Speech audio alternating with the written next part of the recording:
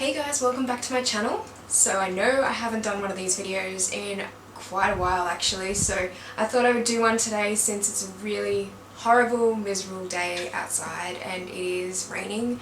So yeah, I thought I'd do one of these videos today, and so these videos, if you haven't watched any of the videos from my channel before, they're more of like a tips kind of video. So basically I just give tips on different areas of fashion photography and photography in general.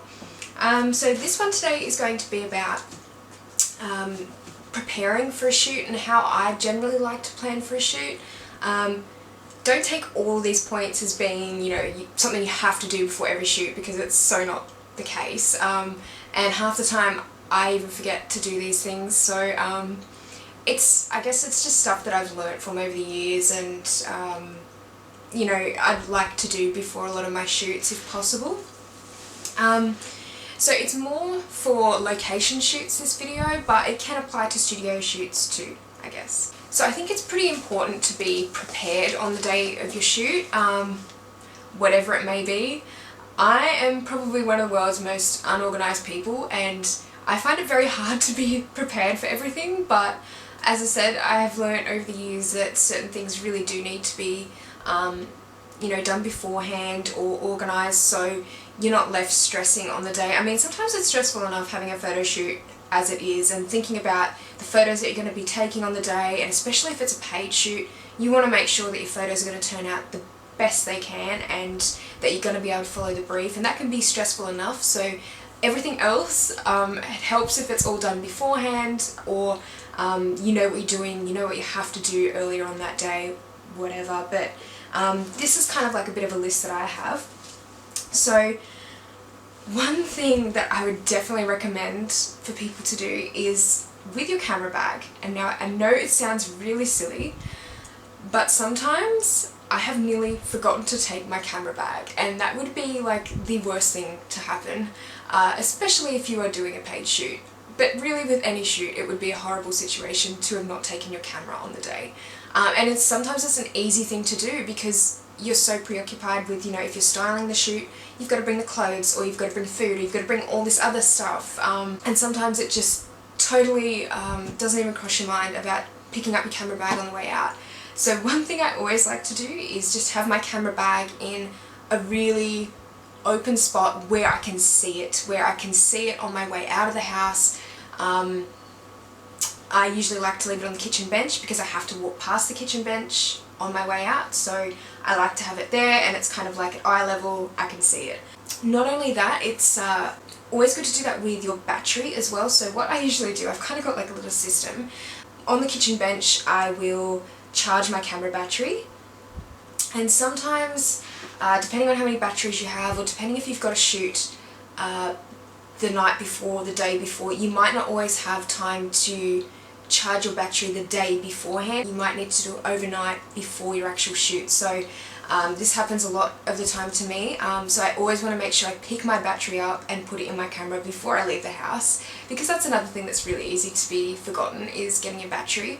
And if you've got no battery, obviously your camera is not going to turn on, and that's pretty horrifying. That has happened to me before, quite a few years ago, but luckily I was nearby my house, so I could come back and get my battery. So yeah, just be sure that when you are charging your battery that you put it back in your camera as soon as you can. As soon as it's finished charging is preferable, but like on the way out I will leave my camera bag open on the bench, my camera next to it, so I don't just shut my camera bag and go. I know my camera is out of my bag and it needs to have the battery put back in. So I just make sure everything's really visible, and that I don't forget those important things. And that can be the same with memory cards. Just make sure that you've got all your memory cards sorted, and that, you know, they've been formatted, or you've deleted the photos of them, so you don't have to worry about doing that on the actual shoot. That's one thing that I'm terrible with, actually. But yeah, just make sure everything's visible. Yeah, so just make sure that you prepare all your clothing, all your accessories beforehand. Try not to do it the day of. And if possible, maybe even take a bag with wheels for if you're styling a shoot, because if you've got quite a bit of clothing, it's so much easier to be able to wheel that around. Because I know with my camera bag, it's not the biggest camera bag in the world, but with the weight of my camera gear, over the day that can get quite heavy, and you know, you do get quite sore around the neck area, shoulders. So you don't really want to have another bag that you're carrying around that's going to be heavy. So I've always kind of liked the idea of putting that in a bag with wheels. A lot of the time I know that's not possible, especially if you're shooting in difficult areas like on the beach. Wheeling something like that is not really possible. Or if you're in the city and you're on trains and things, I know it can be a little bit difficult. But yeah, it's just a little bit less stressful for your back or your neck or whatever. And when you've got your clothing and accessories, it's always good to keep them separate. So I like to put all the accessories that I have like in a plastic bag and just kind of put them in with the clothing, but make sure they're separated. And there's nothing worse than having to get to a shoot and then untangle all the accessories from the clothing, and then they're stuck to the clothing, and then you're pulling threads out, and it's just like, yeah, it's not fun trying to find everything amongst the clothing. Try to have a checklist, I'd say, beforehand. So this is something that I don't always do. I don't really do it unless it's a bigger shoot, but having a checklist does help because you do have something to refer to then. In particular with documents that you need to bring along, like model release forms, I am hopeless with bringing them along to shoots, and I know I should be doing it for every shoot that I do, but the amount of times I've forgotten to bring them along is pretty bad. So if you have a checklist that you can refer to and any important documents that you need to bring along, and then hopefully you won't forget to do that. And then even that goes for, you know, like making sure you've got all your batteries and memory cards and stuff. Maybe having a checklist is good. If it's a paid shoot, make sure that everything as far as payment is resolved beforehand. So the payment method is what I'm also talking about. So whether it's going to be like direct deposit into your bank account, or it's going to be cash in hand on the day, or whatever, just make sure that that's kind of sorted out beforehand, because the amount of times I've kind of gone to a shoot and then nothing's said about payment either on the day, or you forget to take their cash. They might have cash and then you forget to take it at the end of the day. Just make sure you know how you're going to be paid. I think that's always kind of good to know beforehand, and make sure that maybe something's signed as well when you do have a paid shoot, because then you avoid any mishaps with wrong payment or whatever. If you've organised like a trade for print shoot, so a TFP or a test shoot, I think it's always nice to, particularly if you've organised it yourself, so the photographer, it's nice to bring food along, or, you know, it doesn't have to be anything big, like it can be sandwiches that you've made at home, or snacks, lollies, you know, anything to just sort of snack on throughout the day. And I think the team that you're with, the creative team, is always quite appreciative of that. Even if you just bring some bottles of water along as well, you know, it doesn't have to be anything fancy, just something to snack on, and it's kind of, you know, nice to do that. And it kind of gives everyone a little bit more energy throughout the day, because whatever is said about models and not eating, it is such a myth. I mean, like, the poor girls will have to stand there a lot of the time all day, or guys, I should say, will have to stand there a lot of the time all day and maybe not have anything to eat if you don't bring anything along, or if you're not near somewhere that's near food. And you know, if you've planned the shoot yourself and you've asked them to come from a fair distance as well, it's nice to just provide them with, you know, a few snacks or something like that. Make sure if you've got call sheets that they're sent out much earlier than the day of, because call sheets will have all the details about the shoot, and everyone on the creative team needs to know those details. So it's really not a good idea to send it the day of the shoot. Try and do that beforehand, and make sure you're kind of awake a little bit earlier on in the day, especially if it's like an early morning shoot. Be aware of what the weather's going to be like. Check the weather the night beforehand, especially if your shoot is dependent on the weather. Sometimes I'm pretty hopeless with that, and I'll just do the shoot regardless of whether it's raining or whatever. But yeah, just try and be aware of the weather and what it's looking like on the day, and, you know, if worst comes to worst, then make sure you give people enough time if you need to cancel the shoot, as much time as possible. And definitely make sure that you have collected everyone's contact details from the creative team, because that is really important. If you need to contact anyone on the day, at least you've got details there and stuff doesn't get messed up.